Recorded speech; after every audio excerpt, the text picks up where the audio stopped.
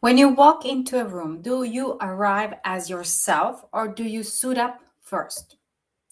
The right face, the right tone, the polished answer, the careful smile. The version of you that looks calm enough, capable enough, impressive enough, easy enough, strong enough. And everyone sees confidence. But inside, you're holding your breath. You are replaying your words. You're wondering if you said too much. You're wondering if you took up too much space. You are already preparing the next sentence, the next explanation, the next way to make sure nobody sees the doubt underneath. And that's not confidence. That is a costume. And today I want to talk about what happens when you wear that costume for far too long. And why mindset work alone does not always make it disappear, and one small way to take off one layer this week. If this speaks to you, comment costume below and I'll send you the 3 questions I use to notice when I'm performing confidence instead of embodying it. And if you're listening to this live, please comment live, or if you're watching this later, please comment replay and put yes in the comments if you have ever looked confident on the outside, but inside felt tense, doubtful, and disconnected. You see, there is a version of confidence many of us were taught to admire. The version that knows what to say, the version that smiles at the right time, the version that can walk into a room and look composed. The version that handles pressure, the version that never lets people see too much. And that version says, I'm fine, I've got it, no problem, I can handle it. And a lot of times that kind of version gets praised. People call you strong, grounded, capable, professional, confident. But here's my question. What if they're praising the costume, not the woman underneath? What if they're seeing the performance, but not the price? You see, the difference between being confident and being good at appearing confident is a big one. One feels like presence, and the other feels like pressure. One feels like being in your body, and the other feels like managing how your body looks to everyone else. And one gives you more breath, and the other quietly takes your breath away. Write pressure in the comments if you know the difference between looking confident and actually feeling steady inside.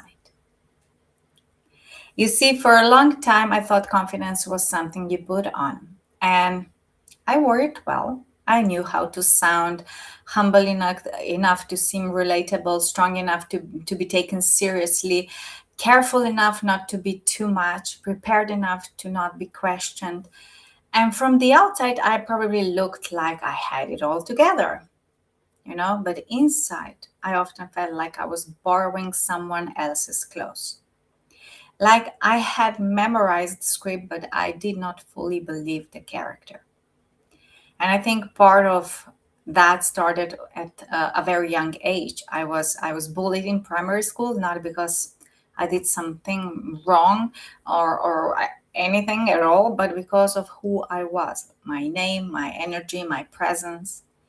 And the things about me that other children did not understand or did not know how to met. And I remember something in me deciding, okay, if I cannot be liked, I will be strong. Not confident, strong. There's the difference. Confidence says I'm safe being me, but that kind of strength I had said I will never let them see how much this hurts. And that was just the first layer of the costume. I did not put it on because I was arrogant. I put it on because I was hurt. I put it on because I was scared. I put it on because I did not want I did not know how else to survive actually the feeling of being exposed.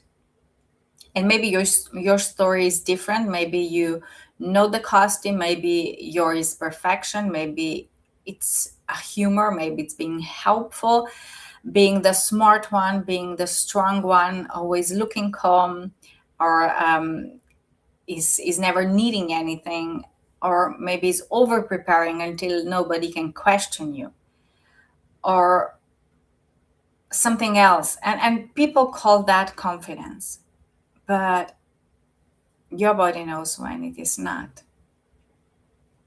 You see, a costume can protect you, but it cannot connect you.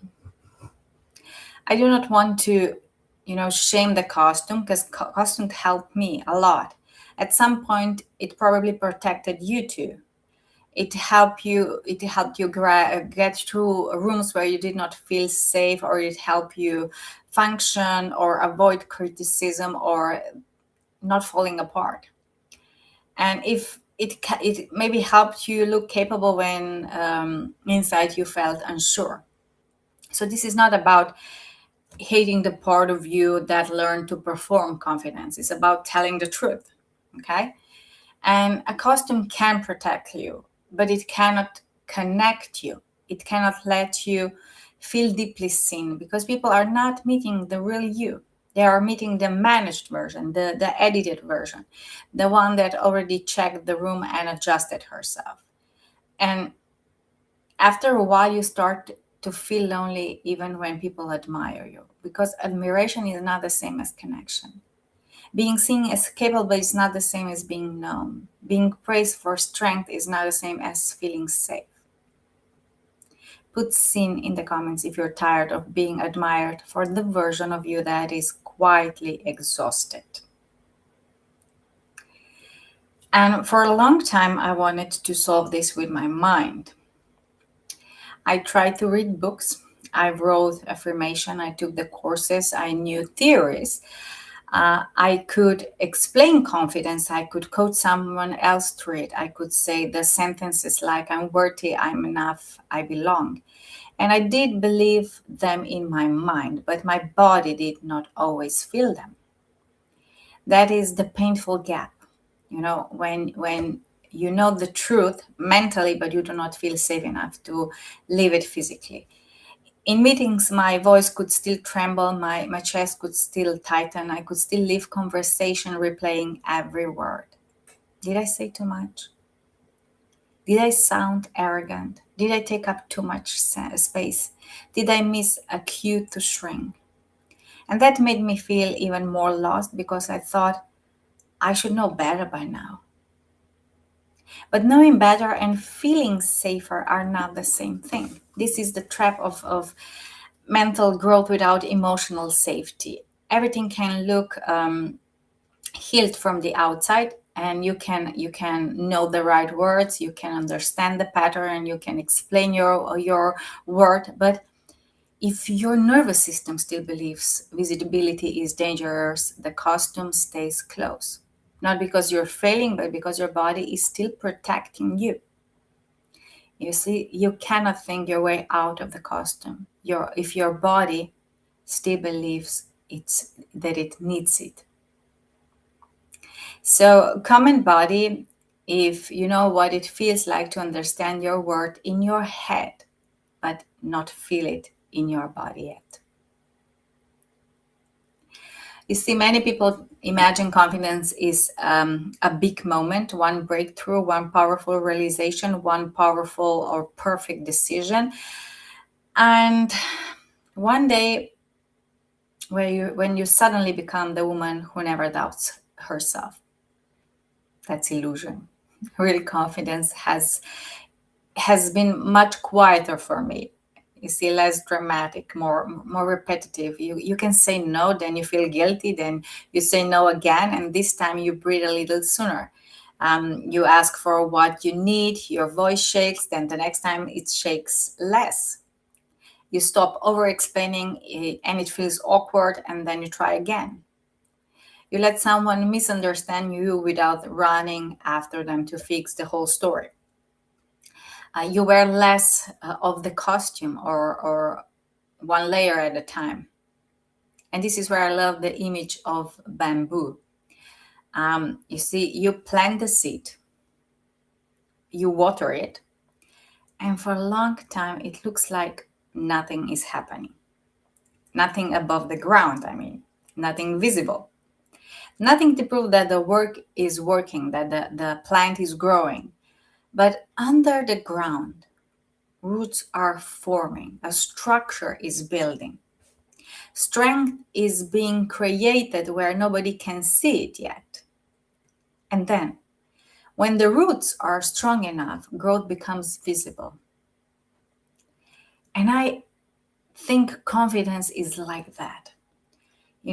So much of its growth underground at first, inside your body, inside your choices, inside the moments nobody claps for, inside the times you choose yourself and still feel uncomfortable, inside the times you do the new things again, even though the old pattern would be easier. And most people stop because they cannot see the growth yet. But embodied confidence is built by staying with the practice long enough for the roots to hold. And put roots in the comments if you're willing to build confidence even before the outside results are visible. That's so important. And let's make this very practical. I want you to name the 3 common confidence costumes that you have, that you wear. And it's not about judging yourself, just recognizing them, okay? So the first costume is over preparation. And this is when you prepare far beyond what is needed because you are afraid of being questioned. You do not prepare from clarity, you prepare from fear. So the hidden thought is, if I know everything, no one can expose me. The second costume is emotional editing. And this is when you soften, shrink, filter, polish your real response so nobody feels uncomfortable. And the hidden thought is, if I'm easier to digest, I will be safer to love. And the third costume is the strong face. And this is where you look calm, capable, unbothered, while inside you are tired, hurt, overwhelmed, or even lonely. And the hidden thought is, if they see me struggle, they may not respect me. Now ask yourself, which costume do I wear most often? Over preparation, emotional editing, the strong face. Maybe all 3. And not to shame you. Do this not to shame you, but to notice, to become aware of it. Because what you can see, you can start to change. And let me give you one little layer today to work on. Not like complete reinvention, not being like your authentic self everywhere immediately, but just one layer. So this week, choose one moment where you can take off one layer of the costume. And you will do that by asking those 3 questions. First, what am I performing right now? Am I performing certainty, calm, being fine, not needing anything, performing confidence, performing agreement? The second, what is true underneath? Not what do you need to tell everyone, just what is true. And maybe that is, I'm nervous, I need space, I do not actually agree, I need more time, I'm tired, I want to ask a question, or I do not want to explain myself, or I'm proud of myself and I'm afraid to admit it. And the third question is, what is one honest thing that I can do without making my whole life explode? And maybe this could be, I need a moment. I do not know yet. I see it differently. I cannot take that on. I'm nervous, but I still want to try. I need support, or I'm going to stop here and not over explain. And that's it. That is one layer, not the whole costume, one layer. Because confidence is not built by ripping everything off at once. It's built by showing your system I can be a little more honest and still be safe. And that's a quick win. So, 3 questions. What am I performing? What is true underneath? And what is one honest thing I can do? You see, you don't need to look more confident. You need to feel safer being real. You need to polish, you don't need to polish the costume. You need to come back to the woman underneath it. And if you've been performing confidence while your body feels tense, tired, or disconnected, comment costume below or send me costume in DM and I'll send you the 3 questions from today's one layer of practice. And if you're tired of proving, performing, over preparing, over explaining, and still feeling like you somehow are not enough, I have a free resource link below that can help you start seeing the deeper patterns behind that feeling. And if fear of judgment is a part of you, what's keeping you wearing the costume, if you're afraid of being seen as too much or not enough, weak, wrong, unprepared, there is also a simple $7 course link below that can help you begin releasing the fear of judgment and shame. Both links are in the comments below. And if this live helped you see the costume more clearly, subscribe because I'm going live for the next 30 days. So what I want you to remember from today is that real confidence is not the costume that makes people admire you, but it is the safety to be seen without disappearing from yourself. Thank you for being here today and welcome home to yourself.